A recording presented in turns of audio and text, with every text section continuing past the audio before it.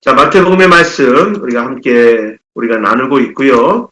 자, 마태복음 5장부터 7장까지의 말씀은 예수님의 산상설교의 말씀을 함께 우리가 나누고 있습니다. 우리 어제 함께 나누었죠. 자, 회개란 무엇인가? 합당한 회개의 열매가 무엇인가? 또 마태복음에서 말씀하는 자, 천국의 삶, 즉 하나님 나라의 삶은 어떠한 삶인가? 우리가 산상수훈의 말씀을 통해서 계속해서 우리는 구체적으로 또 함께 우리가 깨달음을 얻고 귀한 은혜를 나누고 있습니다. 자, 산상수훈의 제일 처음 팔복이 나오죠. 네, 진짜 행복, 참된 행복, 그렇죠? 예, 그렇습니다. 천국의 삶이란, 하나님 나라의 삶이란 진짜 행복, 참된 행복을 찾아가고 누리는 삶입니다. 자, 그래서 팔복의 삶을 살아가는 것, 우리 어제 말씀에는 세상에서 소금과 같이 또 빛을 비추며 살아가는 삶, 예, 그래요. 팔복의 삶, 그리고 세상에서 소금과 빛으로 살아가는 것은 단순한 의무감에 의해 율법을 지키는 것, 그 이상의 것을 요구한다는 사실. 예, 율법에 참으로 담겨진 그 본질, 그 율법의 정신, 이 삶을 우리에게 주님은 요구하십니다. 자, 우리 주님은 먼저 10계명 중에서 살인하지 말라, 간음하지 말라, 살인과 간음에 대한 계명에 대해서 말씀하고 계십니다. 팔복의 삶, 소금과 빛의 삶을 살아가는 것은 성문화된 율법만이 아니라 그 율법 안에 내포된 태도, 정신, 그 본질이 중요함을 말씀하고 계십니다. 이것이 곧 예수님이 말씀하신 율법을 완성하는 것이기도 합니다. 물론 율법의 완성은 예수 그리스도의 대속의 죽음과 또 부활로 이루어지지만 그러나 저와 여러분, 우리 그리스도인이 이 땅에서 살아가면서 바로 보여야 할 그리스도인으로서의 태도를 제시하고 있는 것이기도 합니다. 이것이 진짜 그리스도인의 성도의 모습이어야 합니다.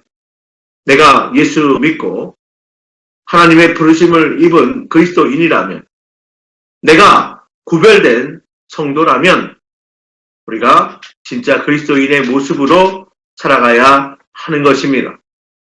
자, 율법에 담겨진 그 태도, 또 그 정신, 가르쳐 주시는 귀한 말씀, 또 가르침을 우리가 잘 듣고 순종하며 우리가 따를 수 있기를 바랍니다. 자, 우리 주님은 살인은 물론이거니와 우리가 노하는 것, 나가라고 욕하는 것, 그리고 미련한 놈이라고 욕하는 것까지 심판받을 죄라고 분명하게 말씀하십니다. 우리 21절, 우리가 22절, 말씀을 다시 한번 보겠습니다. 21절과 22절입니다. 시작. 옛사람에게 말한 바 살인하지 말라. 누구든지 살인하면 심판을 받게 되리라 하였다는 것을 너희가 들었으나 나는 너희에게 이르노니 형제에게 노하는 자마다 심판을 받게 되고 형제에 대하여 나가라 하는 자는 공회에 잡혀가게 되고 미련한 놈이라 하는 자는 지옥불에 들어가게 되리라. 내 옛사람에게. 자, 구약에서 십계명을 통해서 살인하지 말라. 누구든지 살인하면 심판을 받게 되리라. 율법에서 말씀했죠. 그런데 우리 주님은 그 율법의 정신, 율법의 태도, 더 나아가서 이렇게 살라고 하십니다. 물론 살인하지 말아야 합니다. 그런데 형제에게 노하는 자도, 또 형제에 대해서 나가라 욕하는 자도, 그리고 미련한 놈이라 욕하는 자도 심판받을 거라는 겁니다. 자, 나가. 이거 멍청이라는 말입니다. 멍청이. 자, 이렇게 욕하는 자도 심판받게 된다는 거예요. 미련한 놈. 자, 우리나라 말로, 미련한 놈, 자, 우리에게는요, 이게 심한 욕설이 아니라고 생각할 수 있지만, 이 미련한 놈, 이 원어의 뜻이 배신자와 같은 의미의 매우 안 좋은 욕설이라고 합니다. 심지어는 하나님을 부정하는 자라는 의미도, 이 미련한 놈, 이 하나님을 부정하는 자라는 의미도 포함될 수 있는 말이라고 합니다. 그러니 유대인들에게 있어서는 매우 모욕적인 말이라고 할 수 있습니다. 모욕적인 말, 이 미련한 놈, 이 말도 바로 살인, 죄와 같은 심판받을 일이라는 거예요. 단지 살인만이 아니라 상대를 향한 분노와 욕설과 모욕 등도 살인과 같은 심판을 받을 수 있는 심각한 죄라고 말씀하고 있습니다. 살인은 상대방을 향한 그러한 마음과 분노 등 극단적으로 표출된 결과라고 할 수 있습니다. 우리 주님은 극단적인 결과를 가져오지 않았다 할지라도 그것에 발단이 될 수 있는 분노와 욕설과 모욕 등도 살인과 같은 죄라고 말씀하신 것입니다. 자, 요즘처럼요, 우리가 온라인에서, SNS에서 누군가를 향한 음해성 글이나 악성 댓글들이 정말 만무한 가득한 이 세상에서 우리도 이러한 죄악에 쉽게 노출되어 있지는 않은지 살펴보아야 할 것 같습니다. 자, 그리고 누군가와의 관계에서 불편한 관계가 있다면 화해하도록 우리 주님은 명하십니다. 자, 23절부터 26절의 말씀에 보면요, 두 가지 신뢰를 들어서 말씀하시는데, 먼저 첫 번째, 하나님께 예물을 드리려고 하더라도 누군가와의 관계에서 해결하지 못한 그런 원한 관계가 있다고 하면 먼저 예물 드리기 전에 자, 그 원한 관계를 해결하고 와서 하나님께 예물을 드리라고 말씀하십니다. 여기에 누가 잘못하고 누가 피해를 입었는가, 즉 누가 가해자고 누가 피해자인지에 대해서는 언급하시지 않습니다. 나는 가해자니까 나는 피해자니까 나에게 피해를 입힌 가해자에게 나에게 와서 화해해야 돼. 이게 아니라 여기에 분명히 보세요. 누가 가해자이고 누가 피해자인지 언급하지 않아요. 단지 하나님께 예물을 드리려는 자, 즉 하나님께 예비하는 자가 먼저 가서 화해하라고 말씀하고 계십니다. 우리 확인해 볼까요? 23절, 24절 말씀입니다. 그러므로 예물을 제단에 드리려다가 거기서 내 형제에게 원망 들을 만한 일이 있는 것이 생각나거든. 예물을 제단 앞에 두고 먼저 가서 형제와 화목하고 그 후에 와서 예물을 드리라. 네. 자, 누가 잘못했는가? 이게 아니라 먼저 예배 드린 자가 먼저 가서 화해해라. 이렇게 말씀하는 거예요. 자, 또 한 가지 더해요. 나를 고발하는 자와 함께 길에 함께 있거든. 급히 사와하라. 이렇게 말씀합니다. 우리 25절 말씀입니다. 25절 읽어볼까요? 자, 시작. 너를 고발하는 자와 함께 길에 있을 때에 급히 사와하라. 예, 너를 고발하는 자와 함께 길에 있을 때에 그 길, 어디로 가는 길일까요? 예, 재판받으러 가는 길이죠. 재판장으로 가는 길이에요.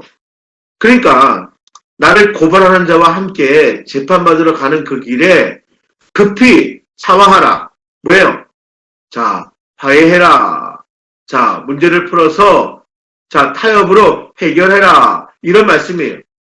재판정, 법정까지 가서 재판까지 가지 말고 각자 서로 먼저 문제를 풀어서 화해하고 타협으로 해결하라는 말씀입니다. 내가 잘못한 것이라면 어물쩍 넘어가려고 하지 말고 제대로 확실하게 풀라는 말씀이기도 합니다. 우리가 흔히 좋은 게 좋은 거라고 대충 넘어가려고 할 때가 종종 있습니다. 특히 그리스도인들은요, 은혜로 넘어가라. 은혜로 해결하자. 자, 이렇게 하면서 문제를 해결하지 않고 얼버무려 넘어가려고 할 때도 많습니다. 그렇지 하지 말라는 거예요. 나의 잘못을 인정하고 상대방이 용서하거나 해결되지 못한 문제에 대해서 관용을 베풀어 탕감해 주는 것이라면 모르겠지만 그렇지 못한 어정쩡한 마무리는 옳지 못합니다. 이것은 개인적인 원한 관계에서도 마찬가지인데 그래야 서로의 관계가 온전히 회복될 수 있기 때문입니다. 자, 이제 오늘 말씀해 보면 간음에 대해서도 주님은 더욱 철저한 잣대를 들이대셨습니다. 간음 역시 상대방을 향한 음욕의 극단적인 실행이라고 볼 수 있습니다. 그래서 우리 주님은 음욕을 품고 여자를 보는 자마다 이미 간음한 자라고 말씀하시는 거예요. 자, 28절 말씀 볼까요? 나는 너희에게 이르노니 음욕을 품고 여자를 보는 자마다 마음에 이미 간음하였느니라. 자, 그 다음에 나오는 말씀이 뭐예요? 그 다음에 오른 눈이 실족하게 하면 떼어버리라. 29절이죠. 그리고 오른손이 실족하게 하면 찍어내버려라. 30절 말씀입니다. 극단적이기까지 하지요. 자, 이 말씀들은요, 그저 눈과 손이 하는 일반적인 실수를 모두 아우르는 말씀이기도 물론 합니다. 하지만 오늘 본문 말씀의 문맥상으로 본다면 간음죄의 그 다음에 바로 이어서 나와요. 그러니까 문맥상으로 간음과 같이 관련되어 있다고 하는 생각도 듭니다. 무슨 말입니까? 자, 간음죄 그 다음에 자, 여자를 보고 음욕을 품으면 그러니까 뭐예요? 눈으로 저지른 죄. 자, 더 나아가서 손으로 저지른 죄도 간음과 같다는 말씀. 예, 이런 생각도 듭니다. 성적인 희롱과 추행 등도 모두 죄라고 말씀하신 것입니다. 상대방의 의사와 관계없이 성적인 목적으로 행해지는 모든 행위, 간음이라고 주님이 말씀하신 것입니다. 우리 주님은 율법을 지키되 그 근본적인 마음의 태도, 또 우리의 생각, 정신까지도 율법의 정신과 본질을 담아야 한다고 말씀하십니다. 자, 이어서 이제 마지막으로 보면 배우자가 음행한 이유가 아닌데 이혼하는 것을 금하라 이렇게 말씀하셨어요. 가부장적인 사회였던 그 당시 유대 사회에서는 남자들의 필요에 의해서 이혼 증서를 발급하는 것으로 많이 남용되었습니다. 이혼당한 여자는 이혼 증서를 가지고 있어야 해요. 이혼 증서를 가지고 있어도 사회적 냉대를, 차별을 심하게 겪어야 하였어요. 그 당시 사회적 풍토에서 주님은 정당한 이유 없이 남편만의 의사에 따라 이혼하는 것을 방지하도록, 금하도록 하신 것입니다. 사랑하는 성도 여러분, 우리 주님은 이와 같이 보다 더 고결한 삶의 태도를 우리에게, 그리스도인들에게 요구하십니다. 겉으로 보이는 율법의 법조문만이 아니라 성문화된 율법 안에 담긴 율법의 정신과 본질을 제대로 지켜 행할 수 있게 되기를 우리는 바랍니다. 그게 주님이 원하시는 일이고 또한 주님의 마음입니다. 이것이 어떠한 삶입니까? 이것이 바로 마태복음에서 말하는 천국의 삶입니다. 이것이 바로 하나님 나라 안에서의 삶의 모습이기 때문에 우리는 율법의 그 문서화된 율법의 태도, 율법의 정신, 그 본질을 잘 깨닫고 우리가 그렇게 살아갈 수 있게 되기를 바랍니다. 보다 고결한 삶, 정결한 삶, 올해는요, 저와 여러분 모두가 이러한 삶을 살아보았으면 좋겠습니다. 이러한 천국의 삶, 하나님 나라의 삶을 살아보지 않으시겠습니까? 자, 바로 오늘 하루 먼저 이 말씀 붙들고 정말 천국의 삶, 하나님의 삶을 살고 누릴 수 있게 되기를 바랍니다. 우리 함께 우리 말씀 붙들고 기도하도록 하겠습니다. 소리가 잘 들리시면 기도 끝나시고 나서 우리가 소리가 잘 들리시는지 한번 확인해 주시기 바랍니다. 장소를 좀 옮기고요. 마이크를 오늘 사용하지 않았는데요. 소리가 좀 음성이 좀 어땠는지 궁금합니다. 기도하겠습니다. 사랑과 은혜의 아버지 하나님 감사합니다. 주님의 이름을 찬양하며 또 주의 이름을 높여드립니다. 행하신 주님의 귀한 가르침을 또 주님의 행하신 귀한 일들을 우리가 잘 배우고 따르는 복된 삶이 될 수 있도록 주님 인도하여 주옵소서. 날마다 우리가 말씀 따라 순종하며 살아가는 하나님의 거룩한 백성이요 자녀들 되기를 간절히 원합니다. 우리가 믿음으로 구원받아 하나님 나라의 거룩한 백성, 이제 천국의 삶을 살도록 우리가 부름받았습니다. 매일매일 말씀을 듣고 깨달음으로 그 말씀을 따라 순종할 때 천국의 삶을 누리며 살아가는 저희 모두가 될 수 있도록 인도하여 주옵소서.